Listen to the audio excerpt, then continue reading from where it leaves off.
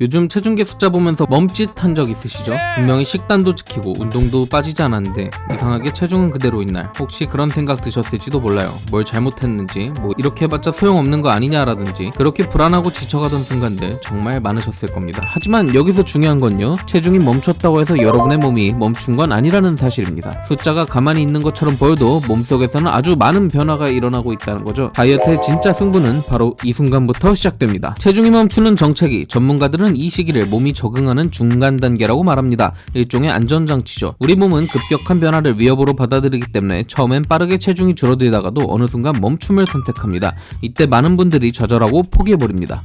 하지만 이 시점에서 알아야 할 게 있어요. 진짜 살이 빠질 때는 체중보다 훨씬 더 먼저 다른 신호들이 찾아온다는 사실입니다. 체지방이 빠지기 전에는 먼저 수분이 줄어들고 근육량이 변하고 심지어 호르몬 밸런스까지 움직이기 시작하거든요. 그럼에도 불구하고 체중은 멈춰있던 것처럼 보일 뿐이에요. 여기서 질문 하나 드릴게요.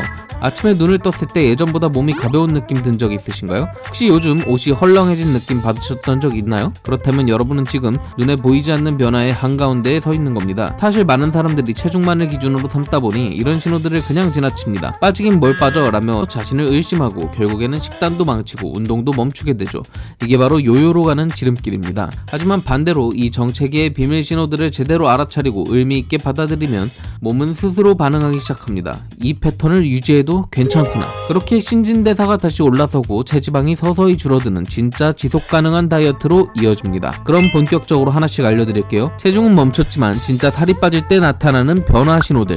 첫 번째 신호부터 아주 중요합니다. 첫 번째, 붓기가 빠진다. 아침에 일어났는데 손이 가늘어졌다고 느끼신 적 있으신가요? 발등이나 종아리 쪽이 평소보다 부드럽게 느껴질 때가 있죠. 이건 단순히 부은 게 빠졌다가 아닙니다. 염증 수치와 수분 저류가 줄어들기 시작했다는 의미입니다. 붓기가 빠졌다는 건 지방을 태우기 위한 환경이 준비됐다는 뜻이에요. 몸속 순환이 원활해지고 림프 흐름이 개선되고 있다는 강력한 신호죠. 이걸 놓치고 체중만 보면서 자책할 필요는 전혀 없습니다. 두 번째 신호는 식욕이 안정된다는 것입니다. 초반엔 배고픔이 정말 힘들죠. 그런데 어느 순간 폭식하고 싶은 충동이 줄어듭니다. 정해진 시간에만 배가 고프고 양도 예전보다 적게 먹게 됩니다. 이건 단순한 심리적인 변화가 아니라 호르몬 균형이 맞춰지고 있다는 증거입니다. 특히 렙틴과 그렐린이라는 호르몬이 있는데요. 렙틴은 포만감을, 그렐린은 식욕을 자극합니다. 정체기 초반 이 호르몬이 안정되기 시작하면 우리가 느끼는 배고픔의 강도나 주기도 바뀌게 됩니다. 식욕이 안정됐다는 건 뇌가 지금 상태가 괜찮다라고 판단하고 있다는 뜻입니다. 이 시기를 지나면 식단도 훨씬 수월해지고 유지도 쉬워집니다. 여기까지 두 가지 신호를 설명드렸어요. 붓기가 빠지고 식욕이 안정되면 당신의 몸은 분명히 좋은 방향으로 나아가고 있다는 것입니다. 세 번째 신호는 아침에 몸이 가볍다는 느낌입니다. 예전에 눈 뜨자마자 피곤하고 몸이 무거웠죠. 그런데 요즘은요, 뭔가 다리도 가볍고 눈도 더 잘 떠지고 몸이 덜 답답한데 라는 느낌이 들 때가 있습니다.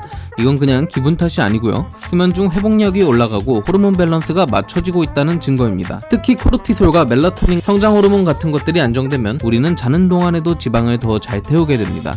그 결과 아침 컨디션이 눈에 띄게 달라지죠. 이 시기에 몸은 변화 중입니다. 무언가가 멈춘 게 아니라 에너지 소모 구조 자체가 재정비되고 있는 것입니다. 네 번째 신호는 변화된 화장실 패턴입니다. 예전보다 쾌변이 잦아졌다던가 혹은 반대로 화장실 습관이 바뀌었다면 이것도 중요한 변화입니다. 장 건강은 지방대사와 밀접하게 연결되어 있습니다. 실제로 장내 미생물 구성이 바뀌면 체지방 연소에도 영향을 줍니다. 특히 비피더스균이나 락토바실러스균의 비율이 높아지면서 식욕을 줄이고 지방 흡수를 억제하는 기능이 강해집니다. 이런 변화가 체중보다 먼저 시작되는 경우가 많습니다. 그러니 몸의 작은 변화를 민감하게 느껴보세요. 다섯 번째 신호는 바로 스트레스 반응의 감소입니다. 정체기에 진입하면 처음엔 누구나 불안하고 초조하죠. 식단을 꾸준히 유지하고 운동도 이어가다 보면 어느 순간 별일 아닌 것 같다라는 시점이 옵니다. 감정이 흔들리지 않고 전보다 훨씬 안정적인 상태가 됩니다. 이건 멘탈의 변화만이 아닙니다. 스트레스를 조절하는 세로토닌, 도파민, 코르티솔 같은 신경 전달 물질의 밸런스가 회복됐다는 의미입니다. 스트레스를 잘 다스릴 수 있는 건 다이어트를 수행이 아닌 생활로 만들 수 있다는 가장 강력한 신호입니다. 자, 지금 5가지 신호까지 이야기했어요. 첫 번째는 붓기가 빠지는 것, 두 번째는 식욕이 안정되는 것,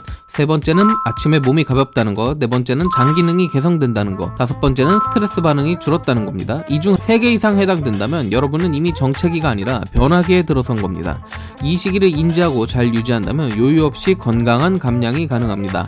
지금 의지가 꺾이는 시기일 수 있어요. 왜요? 내가 체중계에 올라갈 때마다 답답함이 느껴지기 때문이에요. 여러분, 그래서 이번 영상에 나온 내용을 바탕으로 멘탈을 꼭 잡으시고 평소에 하던 루틴을 꼭 지키셔야 합니다. 이렇게 여러분들의 루틴을 지속적으로 지켰을 때 여러분들의 노력이 체중 감량으로 이어질 것입니다. 여러분들이 다이어트 하면서 내가 스스로 부족하다고 느끼는 순간, 답답하다고 느끼는 순간 점점점 다이어트가 하기 싫어질 것입니다. 그래서 제가 매주 여러분들이 갖고 있는 어려움, 그리고 각 단계별로 여러분들이 맞이할 수 있는 어려운 순간들을 모두 다 검토하기 때문에 유튜브를 보면서 끝까지 달려가시면 되겠습니다. 내가 하면 할수록 점점 나아지고 있다는 변화를 여러분들이 마주하시게 된다면 이 다이어트가 즐거우실 거예요. 왜냐면 내가 노력한 만큼 성과로 이어지고 그 성과는 성취감으로 이어지기 때문입니다. 그러면 그 끝에는 여러분들이 원했던 삶의 변화가 있고 여러분들의 노력에 결실을 맺을 거라는 확신을 할 수 있다는 것입니다. 체중계는 잠시 멈췄을지 몰라도 당신의 몸은 멈추지 않았습니다. 그 흐름을 믿고 오늘도 꾸준히 걸어가주세요. 지금 이 순간도 분명히 변화를 만들어내고 있습니다. 영상 속 내용이 더 궁금하거나 혼자 버겁다면 오픈 채팅방에서 함께 하시면 되겠습니다. 링크는 고정 댓글에 남겨뒀습니다. 오늘도 시청해주셔서 감사합니다.